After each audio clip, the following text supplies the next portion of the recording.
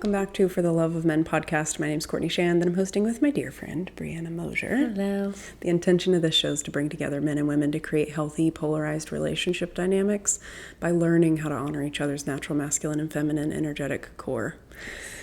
In the vein of our series of Safe, Seen, and Heard, we're going to be talking about safe today. Before we do that, I want to introduce you to my friend Bri and myself, and we'll get started. Hello. If you're new to the show, my work in the world is helping really high-achieving, driven women embrace and embody their feminine energy and clear past resentments, past trauma, anything getting in their way of allowing and attracting in healthy love and partnership. That's my work in the world.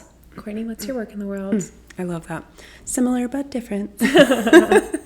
I work with mostly men really to embody that sense of clarity and confidence that they need in order to naturally attract the woman of their dreams. The emotional depth and sexual polarity that they're looking for often just requires a couple little tweaks to how you've been showing up to the dating space. And once those get dropped into your body and you really get that feeling sense, I say off to the races. It's game over. It's just a matter of time at that point. So I love helping men clear that out and really show up in a more grounded way.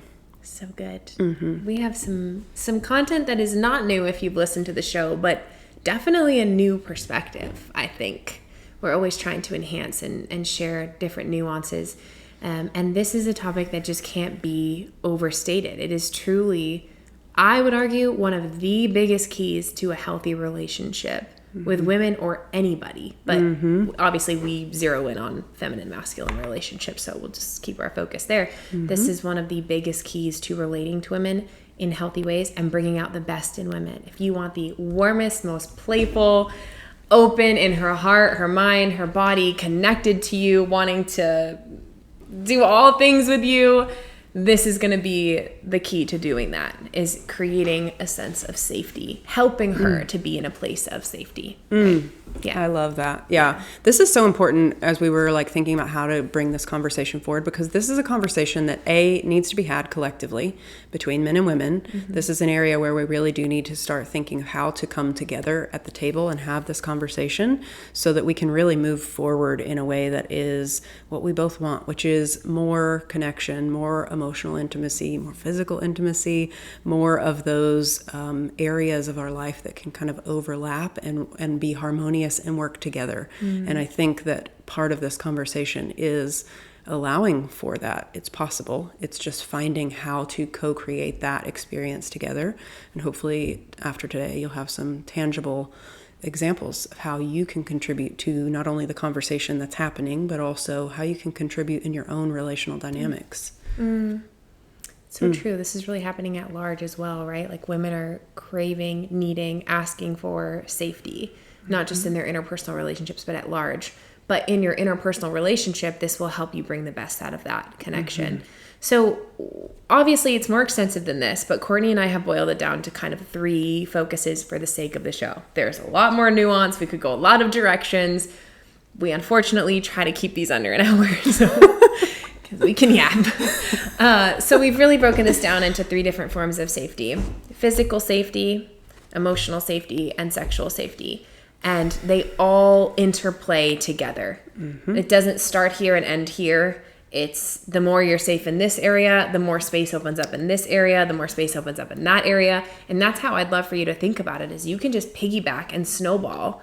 The more you learn how to create safety in these relationships, the more they're all going to feel more safe. The more physically safe she feels with you, the more emotionally she'll open up. The more emotionally she opens up, the more physically she's going to be able to open up, or sexually she's going to be able to open up. Not a guarantee, but it's definitely teeing you up for that scenario, should she be wanting to go there. So let's start with the physical piece, because I think this is just the most relatable, tangible, see it, taste it, touch it, feel it, right? Yeah. Tell me about how your experience of safety as the feminine and how it kind of differs from, with your work with men, how you've seen maybe their experience of safety and the need or lack thereof. Physical safety. Yeah. I would say the comments that I hear from men are, when we've done safety episodes in the past, are like, I'm aware of, immediate threat as well. And that may be true. And honestly, that's a curiosity that we have. Men, let us know in the comments, how much of your day, percentage-wise, is your mind looking for senses of threat on a physical plane?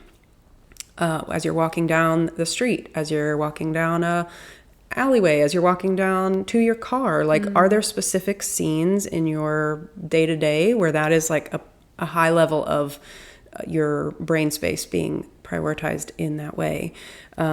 Because I find, just in speaking with men, there is a different percentage for men who are aware of their safety. It's not that you guys are just kind of like walking through the world willy-nilly. We're not necessarily saying that. It just isn't maybe the same amount of your brain space being aware of, am I in a physical danger on a visceral level? What do you have to say about this? I feel like you have some really good... Yeah, I was just going to go exactly where you left off, is I think the visceral difference. So as a woman, I am always thinking about my safety. Even in my own home. Are the doors locked? Are the windows locked? Are the shades closed at night? It's not a privacy thing. It's a safety thing. Just the other day, I hope you won't mind me sharing this example, you went out to get something out of your car and realized you'd already locked it behind you. Yeah. That's how much we're focused on safety. I was outside and Courtney went in the house before me and she locked me out. That's how much women are focused on safety. It's such an impulse. If I'm walking to my car by myself, I have my keys. I have some sort of exit plan, weapon, idea if this happened. Countless times I have thought about what would I do if XYZ happened? How would I prepare myself? You're nodding because it's like, yeah, of course I've been there. It is an everyday integrated part of your experience being a woman because of the obvious biological differences. Yeah. Bigger, faster, stronger biologically. More dense. Not to mention all, the different vulnerabilities that women carry that maybe men don't. But that physical power dynamic. Physical imbalance created a power dynamic a long time ago. And so that creates a visceral felt experience, a difference in a woman's body than in a man's body. How am I going to protect myself against something that is bigger, faster, stronger, denser than me? And I think that difference in how we interpret safety and our awareness of it is part of what's creating that leak where men and women are not seeing each other. Yeah. So the men who can understand that women feel on a visceral level safety is different for them, for women, than it is for you as a man, are the men who are going to be able to understand women's experiences more and have deeper connections with them, because it creates a feeling of being seen and also a little bit of protection immediately. If you get it, that safety is not guaranteed, that we're tracking for it, thinking about it all the time, I feel like you get me and you would protect me. And that makes me feel safer already. Yep. That I don't have to justify or explain it. That you're already on my side, you're aware, even if you don't understand completely. That's why we do these episodes so often, because it's not about you understanding perfectly or saying the right thing on a date. There is so much value added to the dynamic just in knowing that you're aware of it. I automatically am like more willing to trust you in, it's just kind of like an implicit I don't have to explain this whole thing or justify needing more safety. You verbalizing it or like acknowledging it automatically is like, oh, okay. All right. I'm not also going to have to make an argument, make a case for why this is a need of mine. That's, I think that's such a like exhale for so many women, because there's a different experience. If I have to now justify this need, like we talked about in the herd episode, like, you don't have to justify your emotions. They're just informing what's important to you based on your experiences. And if I'm sharing my emotions with you and now having to justify why it's valid that I feel this way, I really can't, because it's kind of outside of my control. I didn't choose to feel this way. So if you're willing to just acknowledge this is my experience and it can be different than yours, I automatically feel a little more validated and just generally safe. Yeah, well said. The explaining puts you in a place of proving. And the second you start proving, you don't feel understood. your experience feels dismissed. There are things that men do when they inherently understand the safety difference. And it's like we always say, it's not about what you do, it's the energy you do it from. And if you try to perform it, it's going to backfire. So let's just start there. But I notice that men who understand the safety difference usually will walk on the outside of the street with you. Or they'll walk you to your car directly. They watch you from the door as you're going to your car from their house. They leave the lights on. Text me when you get home. Let me know you got home safely. Those things are cues. Another one, I think I've shared this on the show before, is someone had once asked me, I would love to pick you up. If you're not comfortable with that, I could meet you at the restaurant. What do you prefer? That lets me know that you know the vulnerability that I'm at risk of, and I'm putting myself at risk of by going out with somebody I've not met before, which inherently makes me feel more seen and safer. I truly felt my body soften when I read the message. Yeah. So those are just some examples of like what happens when you understand the safety piece. Yeah. This is funny because just the other day I went for a walk. I was staying at a friend's house and I went for a walk and I got out the door down the driveway and I was like, I need to go back and get my keys because I have like pepper spray on my keys. And she was like, I think you're fine if you're walking in the neighborhood. I was like, you're probably right. Like I realize this might be irrational in reality, but there was a visceral sense of like, kind of like you don't leave without your cell phone. Like I didn't need my keys to get in my car. I needed my keys because it was like something. It just feels like something that is wise to have. And when I was walking on that walk, it was obviously, it just wasn't my neighborhood. So, like it's not like I feel like I do need this in my own space that I'm quite familiar with. But I passed someone who purposely, I realized afterwards, went the long way so that we weren't like crossing on the sidewalk. And when we did cross on the sidewalk where it was kind of like unavoidable, it was a man with his dog. And I didn't realize this till like afterwards, but he and his dog, he turned both of them towards the like wall side of the sidewalk. And I just said, thank you. And just acknowledged it. But I was like, I felt immediately like, wow, he really sees me. I thought like I was trying to smile. I was like waving to people as I was walking. I was in a like social mood, but he was aware and was like not putting me in a position where it was a kind of a too close.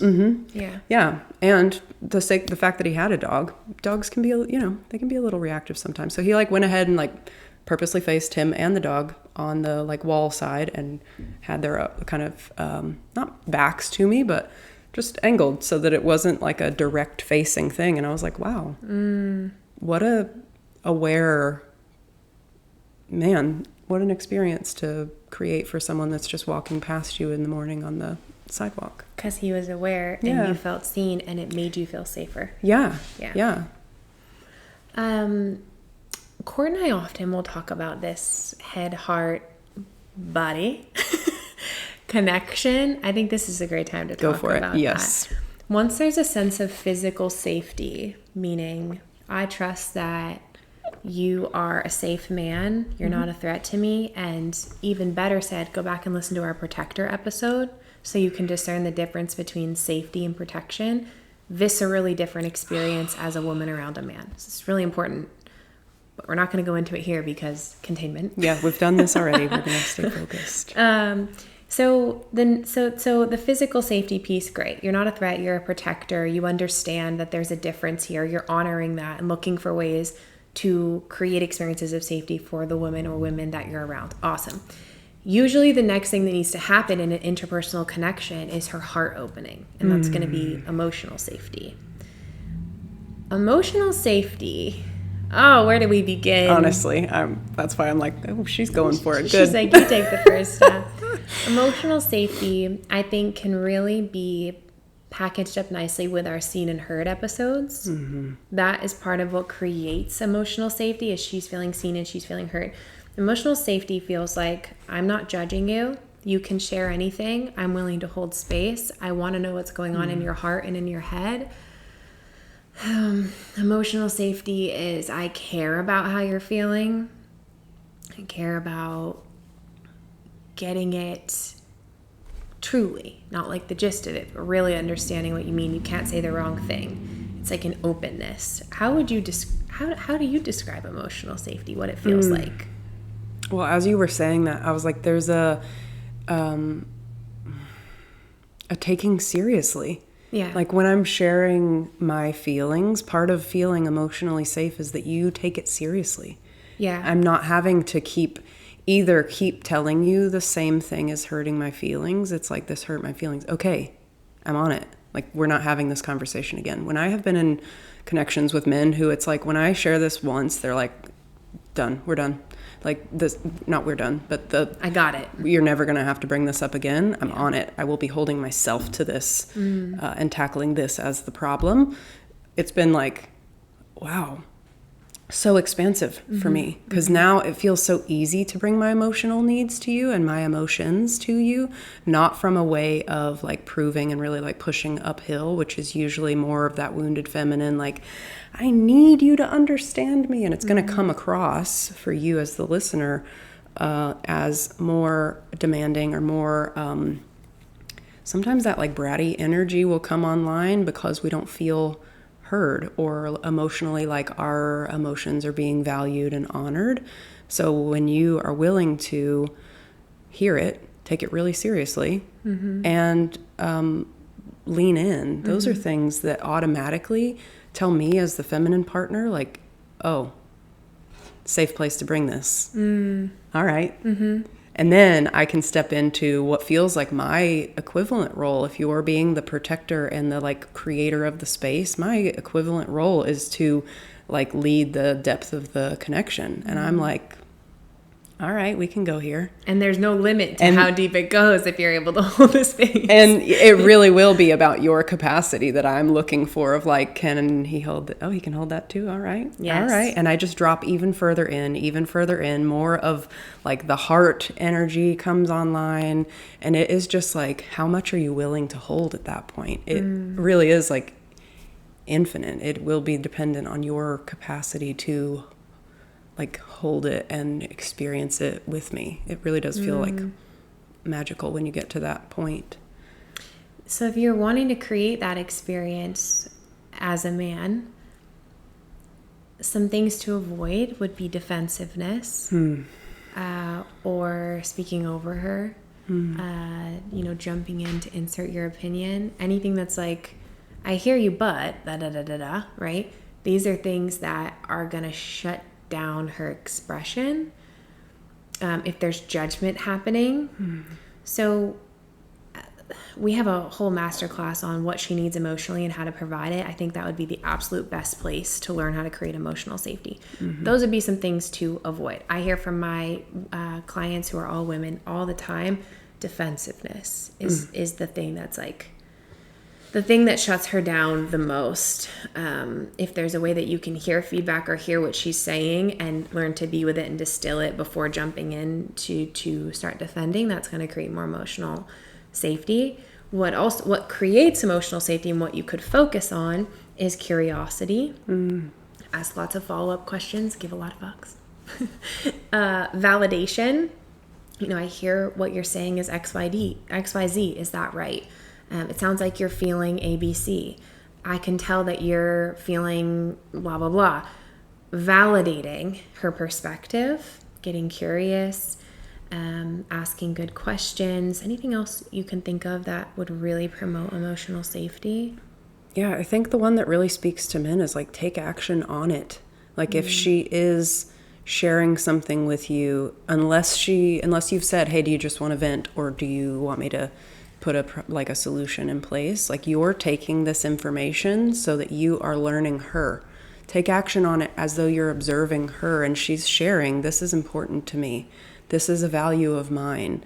Act in that way. If she's shared this emotional kind of like value structure with you, then engage with her as though that is a value of hers. The same way that you would want someone to engage with the values you share, engage with her that way and just see how the connection continues to unfold. I think men are always looking for like, what do I do with it? It's this like holding of the energy that they're like, okay, now I want to like do something with it. If you want to do something with it, go for it, but act in accordance with what she's sharing with you as a valuable contribution to the relationship itself. She's going to feel a lot safer to share more, and you're probably going to be creating more connection points for later on. She's going to be like, oh, great. I feel so seen and heard and honored in that way, and I'm going to continue to bring more to my man. We are always looking for like, how much weight can he hold? If I lean in, can he hold that? Oh, he's strong. Okay. I can lean in more. Very strong. Okay. Okay. And then before you know it, it's like she's just looking for that limit of how much you're wanting to hold. And if you're demonstrating very tangibly that you're taking action on these things, you take it seriously, that you hear her, you're asking good follow-up questions, you give a fuck, FUQ, like lots of those type of things are going to be cueing her to bring more of that grounded emotion to you, which is what you want. Not necessarily the like what we call like kind of wounded feminine, more chaotic energy. She probably will be intense in her emotional expression, but if you're really leaning in as she's opening her heart, as we've talked about before, you're going to be experiencing a different version of her than you would be if you are leaning out. Typically, I find that even for more wounded feminine expression of emotion, it's going to increase the chaos if you're like, oh gosh, that's too much. It really is so counterintuitive, but to like lean in and really like ground yourself and hold the connection,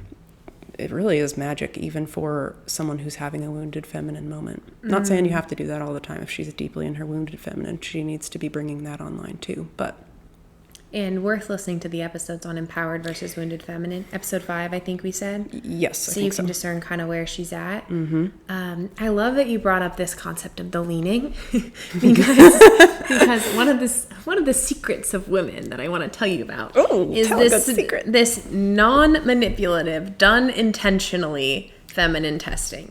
Emphasis on the non-manipulative part for healthy, empowered women. It's not a testing to set you up to fail. It's a let me see what depth and capacity this man has to hold my heart.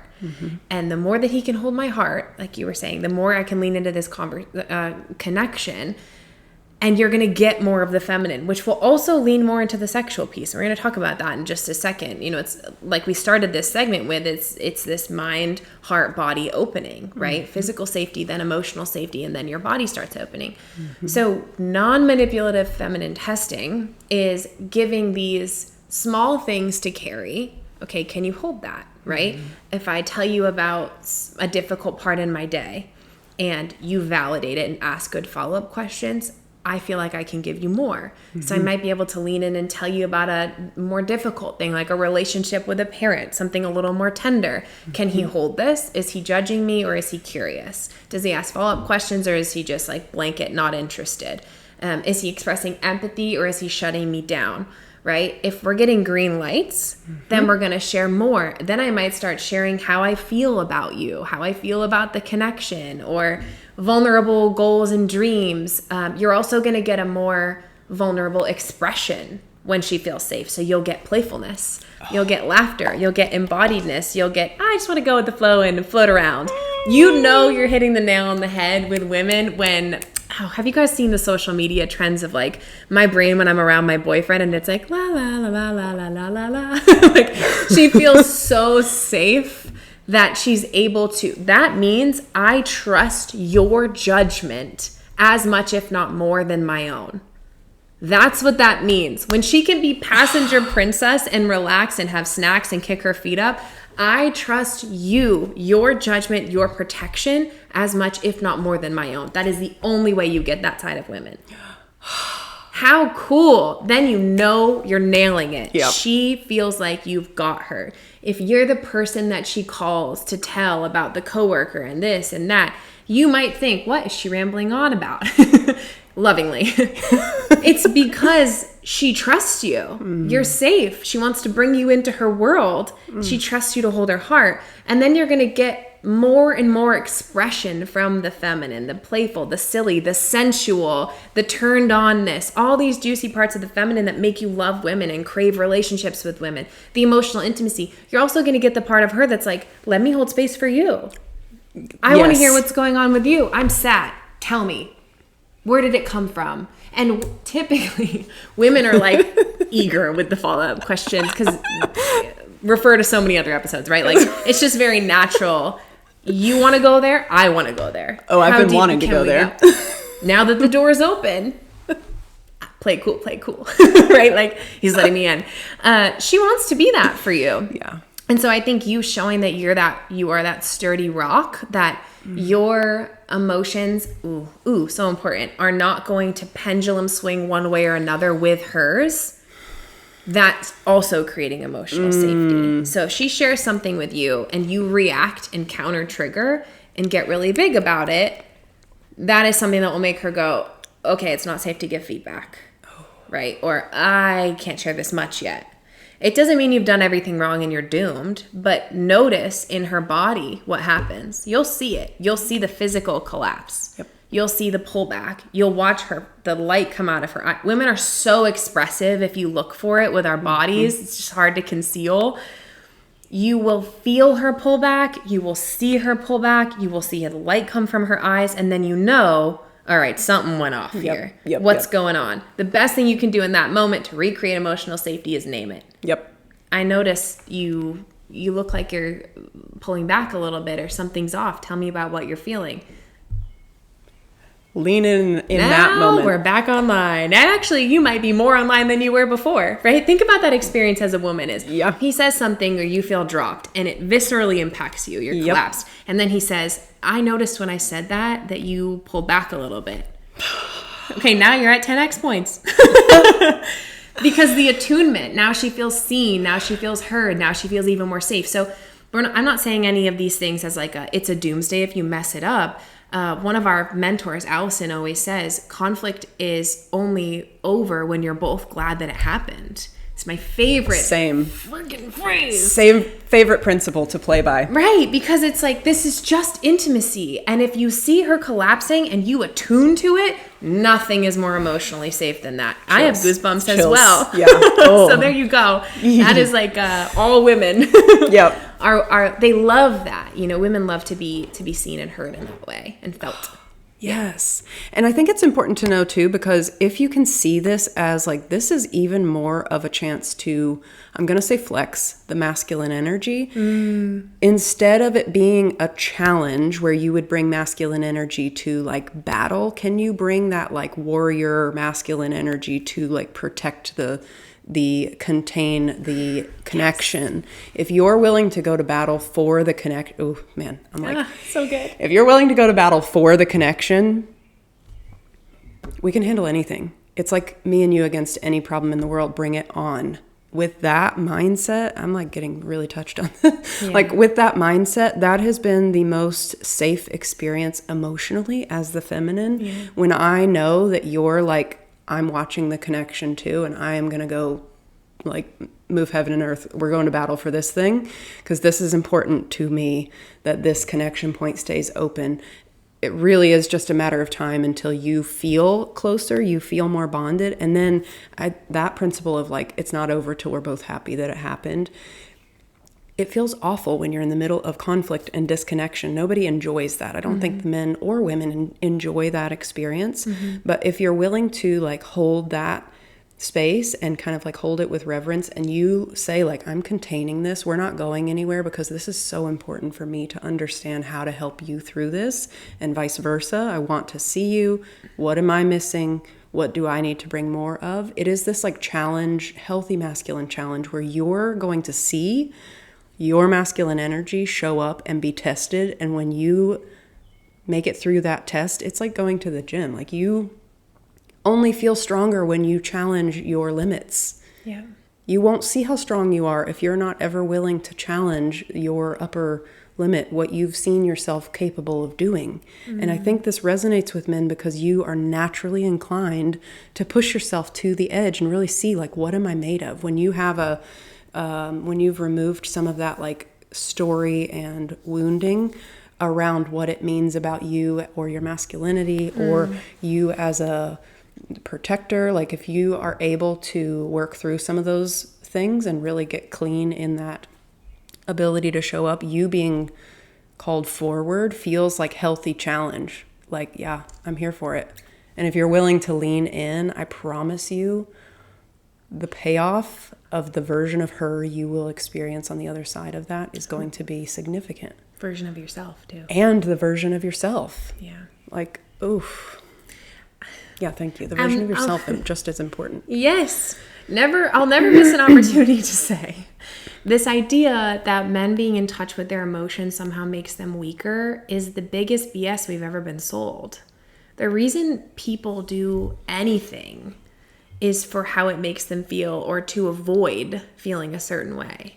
That's why we drink. That's why we're addicted to corn. Can I say that on our show? I was going, that's where I was going to go too. Great. So we numb out, right? It's drinking, it's smoking, it's sex addiction. All these things disconnect us from our body when feeling is too hard. That's why we reach for it.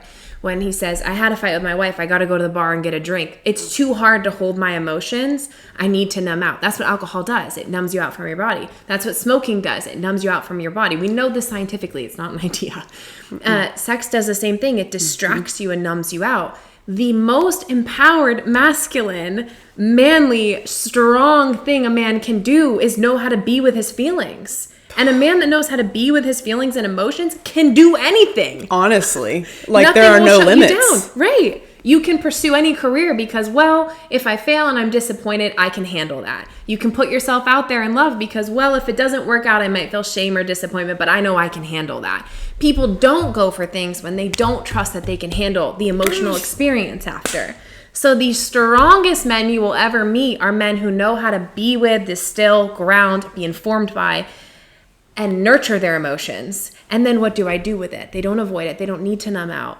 They can be with it all. And by the way, just so you know, I can already hear the comments. I do this work with women every day. Truly every single day I'm teaching women how to be with their feelings and move from an empowered place. So the idea that like it's weak if men feel their feelings, the logic isn't logicking for me. No. It's like the most obvious, what do you mean?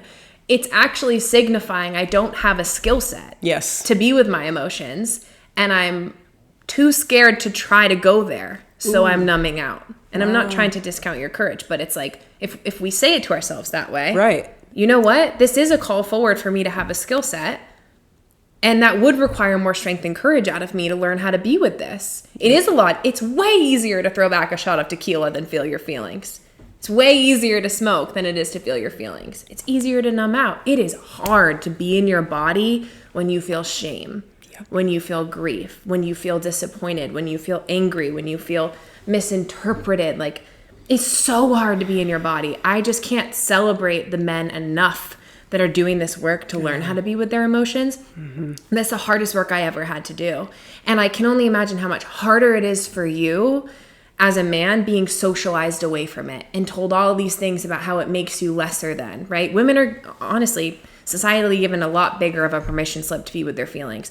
I cannot imagine how difficult it is for you to be fighting that societal pressure to then create a healthy mental, emotional space for yourself and hearing those narratives and choosing to filter them out. I'm just like, I have goosebumps for you because I can't imagine how hard that is. And I'm so grateful that you're doing it. And we need it. We need it so badly. So the strength that emotionally intelligent men have, strongest men I know. Honestly, that's what I would say. Honestly. Yeah. Mic drop.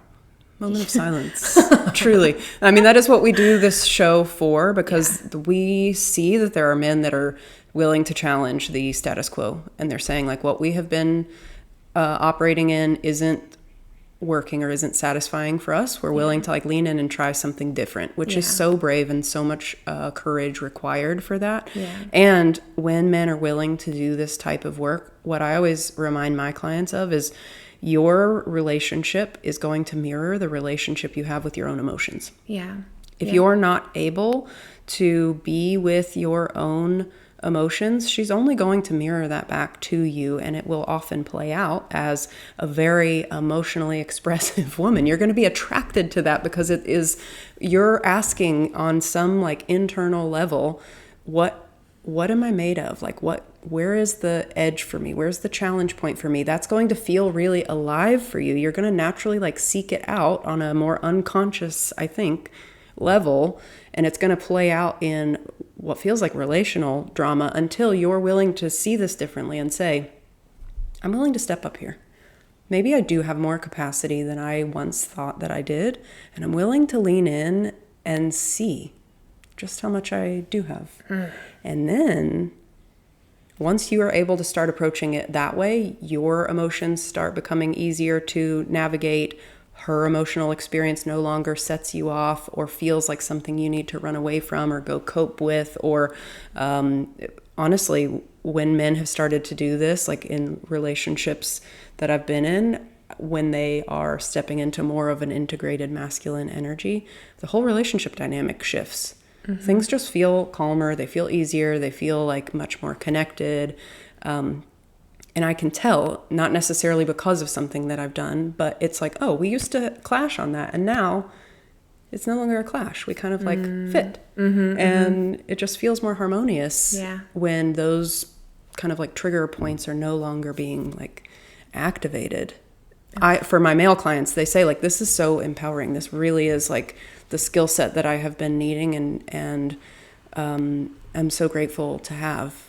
Like, just so touching to work with men in this too, because it is such courageous work, and I always honor and celebrate that and see this like higher vision of where you're wanting to step into. And to just hear the conversations that men are having and are willing to have, I'm just love it.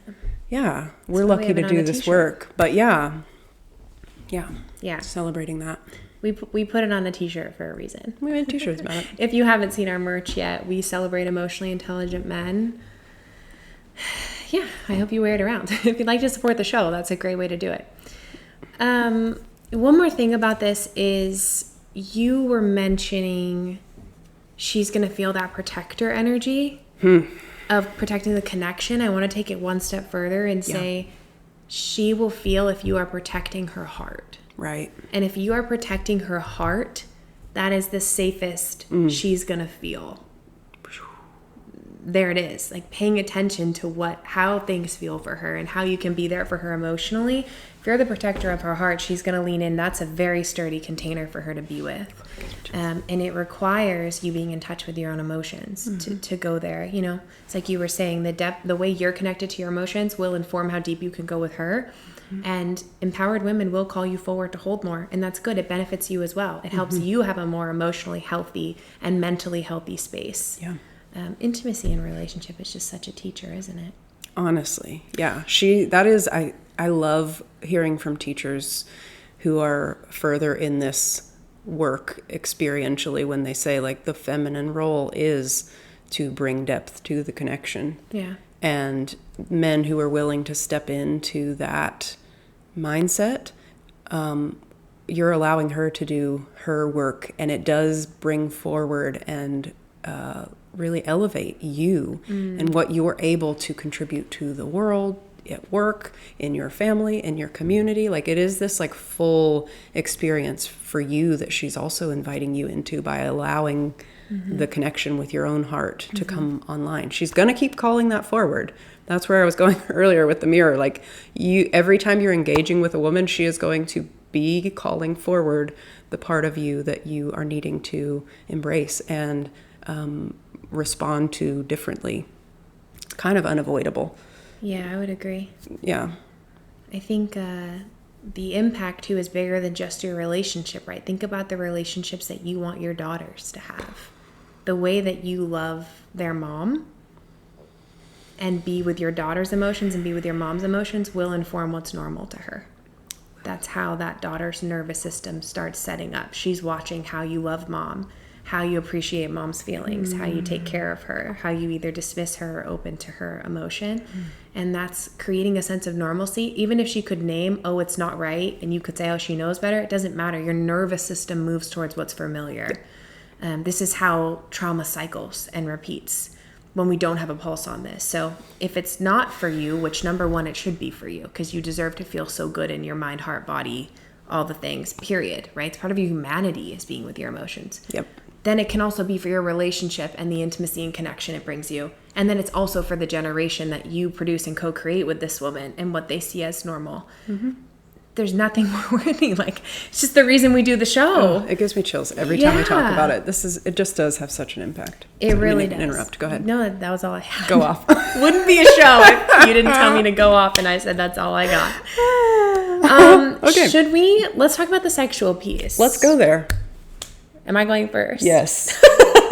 Only because this is yes. Yeah, because this is where I was fanning the gonna flame. fan the flame. Yeah, I mean, in its most obvious form, the biggest turn on for the feminine is safety. And without safety, it's a non-start. Yeah. The more safe she feels with you, the more wild and expressed she will be in her sensual, sexual connection if she wants to go there. Every woman has her own personal limits and boundaries. And respecting that is part of safety. But if she feels physically safe with you, you're going to protect me. And now her heart is open with you and she feels you can hold her emotions.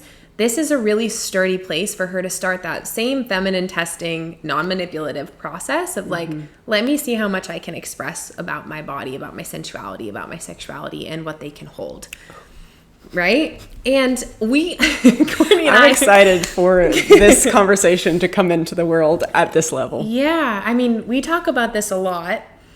This idea that men are somehow desiring sex more than women are, I call bullshit. Yeah, I don't think that's true. I don't think it's true at all. And I work with women every day, all day in relationship work. Women want sexual intimacy as much as men do. Wait, I feel like you should say this part because you wrote it brilliantly. She doesn't remember what I was saying. When we're planning these shows, we're just like... Courtney said this phrase, and I said, nobody speak. We're the only two people here. But I said, nobody speak. Write it down word for word. Yeah. So women want sex just as much as men. Yeah. It's not that they're not... It's not that they have less desire. They just have these specific needs to feel seen, heard, and safe. And because these needs are not getting met by you will not be able to access this part of her that she is wanting to share.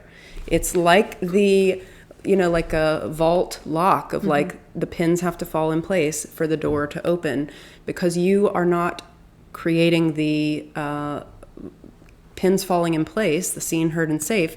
You won't be able to access that part with that woman. It doesn't mean that you've done anything wrong. It's just when you understand how important these are, you're literally unlocking a different side of this woman, whoever you choose to invest in at that level. And it doesn't mean that she's not willing to go there. Truly. You guys have different codes to what unlocks your sexuality. So we're trying to help you understand what she needs in order to go there with you. Yeah. I mean, this is really like, what are we at? 40 minutes of masterclass on how to move into that space. Truly. Only when it's done sincerely, by the way. If it's done with an ulterior motive, she'll feel it. The whole thing's going to backfire. I just tell you right now. Because women are so visceral. It's like we did in the Herd episode, like talking about how you can feel things energetically. She will feel if it's just a ploy to get to sex. She will. And that will shut her down alone. So it's got to be a sincere way forward together. But I love this analogy of like, you just have women have different needs than men do in order to open up sexually. And then when you know what those are and you start meeting them, you get to meet that version of her. And look out.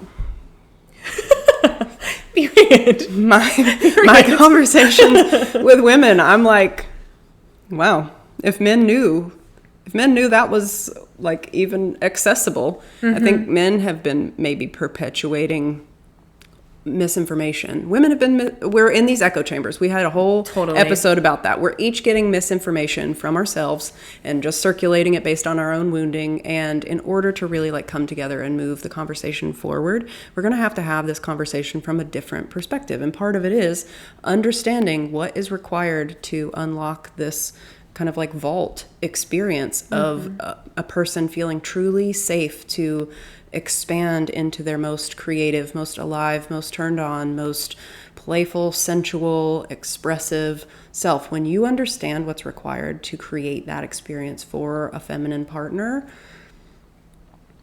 in the same way that I said, like, she's literally just observing how much you can tolerate at that point for emotional depth, for adventure experience. Like, that is what she is kind of like wired to look for. Is she has this ultra sensitivity to where the kind of like limits are and is wanting to fill the capacity of the container.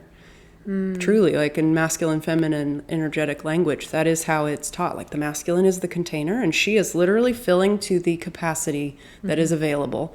And if we apply that to emotions, physicality, sexuality, like when she is truly safe and having these needs met, she's looking for how much capacity can I fill. It brings on a different version of her. Totally. Yeah, I think one of the biggest keys to creating a space where she feels safe sexually is looking for and honoring with reverence her boundaries. One of the best skills you can have as a man is attunement and noticing, is her body opening or closing. So when it comes to respecting her physical boundaries, I am of the belief, and I think Courtney would co-sign this whole idea of like, if I have to ask her, then it's not sexy anymore, also bullshit. I don't know a woman alive who's not turned on by respect and safety, especially with the current climate. So you asking, and you can say it in a way that is an invitation and is still like foreplay. It's like fun and flirty. If I did XYZ, how would that make you feel, right? Insert your own creativity here because we don't want to get flagged on our YouTube channel. So I'm going to speak to you in code. But there are, what you're looking for is nothing less than enthusiastic yes. That's what you want. An enthusiastic yes. Anything less than that is not a green light. You need to know this because if there is a boundary happening and you're not catching it and you continue to go forward, that will completely shut her down. It's like trying to pick the lock to the vault. And it's a horrible feeling. Yep. And what happens is immediately your safety comes online as a woman, going back to this physical safety piece. Right now we're backtracking. So where you once had this woman who is open and receptive to you, the moment she's putting a boundary of, hey, not yet, I'm not ready for this. This is where I'm comfortable. If you're continuing to push, what happens is she starts to brace. Now you are no longer the man that I see as my protector. I'm now protecting myself from you. Because I don't trust that you're going to hold my boundary, so I have to hold my boundary, which puts me in a masculine place. I'm now protecting.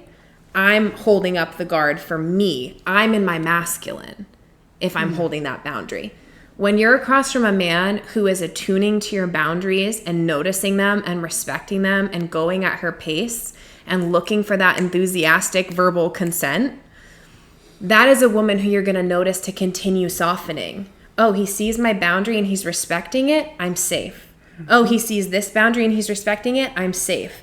And if she chooses to and she wants to go further than where she is, that is your best bet at creating space for her to do that. Is she knows at any point she can say more or less, stop or go, and you're going to respond. That keeps her in her feminine energy. That fluidity, that I can be in my body, I'm sensual. There's nothing else going on here that I have to protect or brace from, right? That's the difference. So this narrative of like, I don't even want to say the narrative, but like this idea of like push or keep going is absolutely incorrect. Yeah.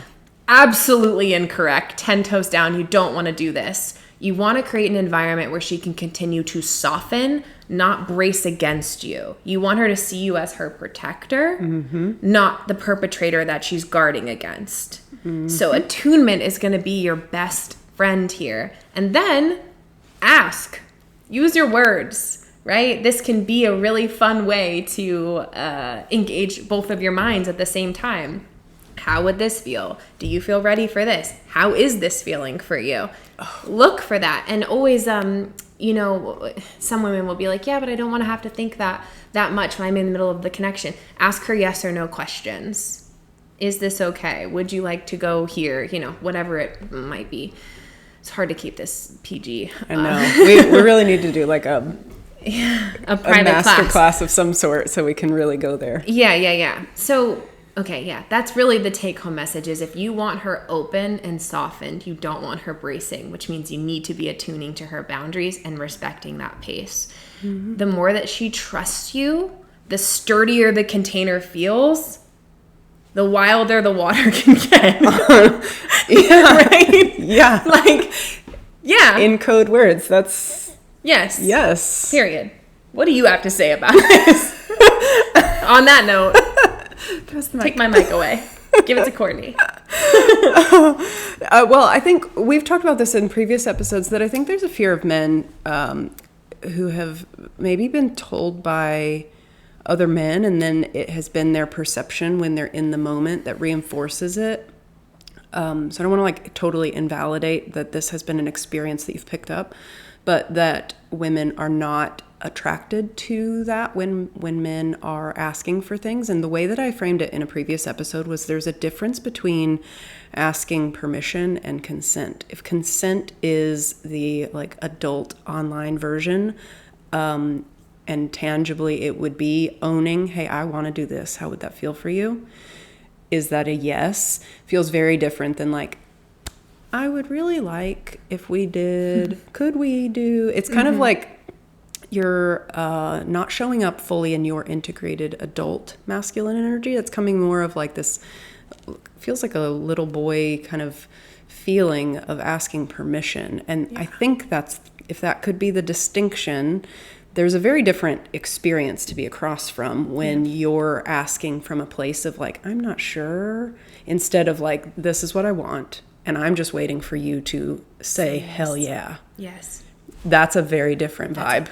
That's it. Yeah. So if there's any part of you that still has this story playing of like, she's going to be turned off if I ask, there is a whole genre of some good smutty content that women really like, where if you haven't read it, they're just owning, hey, I want to do this. How do you feel about that? That's very different. Very different experience. Yep. Yep. But so make sure you're ending it with that question. Like you're giving that back to her. I want to do this.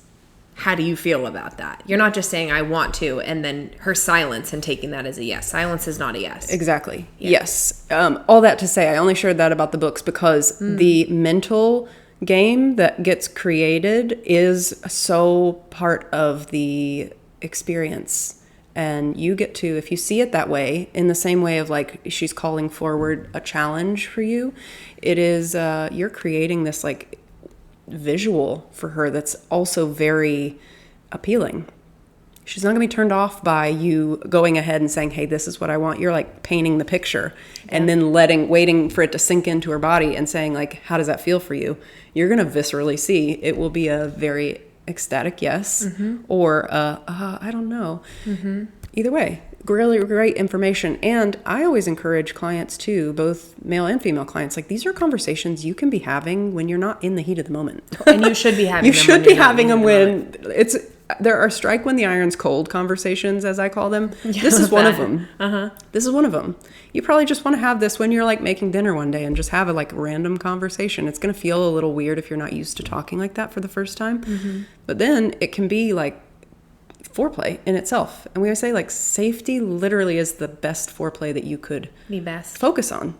You make her feel safe any amount of time leading up to that, she is going to be way more open and expressive and feeling confident in adventuring with you if that's what you're wanting to create.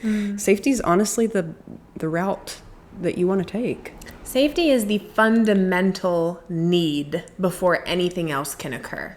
You know, it's like the Maslow's hierarchy, right? Like safety is that bottom piece. It's she's not feeling safe. Nothing else matters. And you can't override this. It's visceral in the feminine. Her body will not open to you. Her mind will not open to you. Her heart will not open to you. Something you could play with if you are feeling nervous about this conversation. I love strike when the iron's cold. I think that's such a great idea, especially when it comes to sex and intimacy. I'm a big fan of card decks to open the questions up. They have card decks specific to relationship. I'm not going to name any because brand. Because we don't do that. But there are card conversation decks you could play with. We were also thinking about making one of our own. So if that's something you're interested in, feel free to let us know. That works really well. There's a great podcast called Sex with Emily. She's an amazing educator. She's done her show for 15 or 20 years. So many couples put it on in the background as they're on car trips, and it's kind of like having a third party, and you can pause and see how you guys each feel about it. Lots of conversation there. Another thing you could do is a yes, no, maybe list. So it's a list of all these different acts and things that you could try in terms of physical intimacy, and then you both privately go through and mark them yes, no, maybe. And then you can compare your sheets and talk about why this is a yes, why this is a no, why this is a maybe, what would I need in order for it to be a yes. These are just nice ways to start inviting this conversation. The more you know her boundaries pre things happening, before the iron is hot, the easier it is to honor it and be able to give her what she needs. And if there is something you're wanting that you might not be on the same page about, I think a great question is what would need to happen or what would need to be true, if it's at all possible, for us to explore this avenue. And if it's just a no, it's just a no. I respect that. But is there something that you would need to be true in order to get to that place? Curiosity is great, and empathy, and help me understand where you're coming from with this. Like, how does it make you feel, right? Yeah. That's going to create more emotional intimacy, by the way, which is only going to catapult the safety she feels. I was literally saying, like, this is how you, like, you would probably love to have that engagement on an emotional level. Like, what would you need from me to feel more emotionally safe opening up? And you probably won't have, like, language. So know that she might have a like, hesitation of language. Let her sit with it for a second. But once you allow that space to happen in the same way that it would for you emotionally, there are probably experiences that you have had where you're like, oh, that didn't feel safe for me. So all of this has been a no. It's like that if you burn your hand on the stove, everything red doesn't necessarily mean you're going to get burned. Until you have that like ability to distinguish and put some language around it, it's probably going to be a little bit more challenging to want to engage with, you know, something red, or you're just kind of like painting with too broad of brushstrokes at that point. So I love that you said that. Like, what do you need if this were going to be on the table? Like, what would you need? Because it also is going to point you in the direction, your protector energy, in the direction of where she perceives threat. Where is the threat for her? Same thing for your emotions. Like, it's a powerful conversation to have, both for yourself, your self-knowledge, and knowledge of her, of like, where is the threat? Where can I be the protector of this connection from what you perceive as a threat? Well said. Yeah, because it is that hierarchy of needs. We can't get to like creativity and self-realization if we're worried about visceral safety and having food on the table. Like, those are two different paradigms that don't typically coexist. It's very challenging to want to think of like, oh, I could be really creative and adventurous and really expand myself if I'm worried about like safety, general safety. Yeah. So, yeah. So you want that creative, adventurous side of her for physical intimacy. Physical safety is really important. And part of that's going to continue to show up in terms of sexuality is seeing those boundaries, honoring those boundaries, and not pushing them, but actually you respecting them and honoring where they're at. Be curious about them, sure, from a non-judgmental place, but you respecting them will gain more trust with her over time. She will feel more safe with you. Oh, that's the line and you're not going to cross it? I can trust you. And now my body softens more. So you might get a more expanded version of her over time, the more that she trusts you. One little caveat is like, and I work with women all the time on pleasure and sex. And so it's difficult for a woman to meet a man where she hasn't met herself. So sometimes if women have complicated relationships with sex and pleasure, part of it is their work to figure out where their own lines are authentically and what parts of these are, what parts do I hold back from a place of shame or from a place of misinformation or fear? That might be something she needs to work out with somebody else, perhaps, or perhaps not. You know your woman better than we do. I just wanted to give a nod to that, because it's like sometimes women are disconnected because they've been through trauma, they've been through hurt, they have shame going on, and you could be the most secure, inviting man in the world, and if she's not willing to meet herself there, she's not willing to meet herself there. I would say the same for men and their emotions, though. Yeah, true. There is a place for having outside help in expanding that isn't your relational container. It doesn't matter how safe and warm and inviting emotionally she is. If there are wounds that you are either aware of or not aware of, you are still going to be bringing that to the container, and having some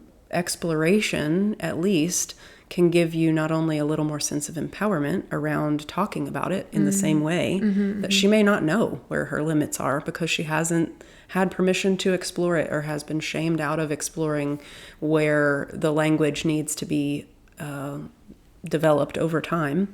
I think they're very compatible relationships, and so I only share that because I think men understand the way you relate to your emotions is pretty similar in my understanding of how women relate to their sexuality. And there are a lot of similar wounds at play.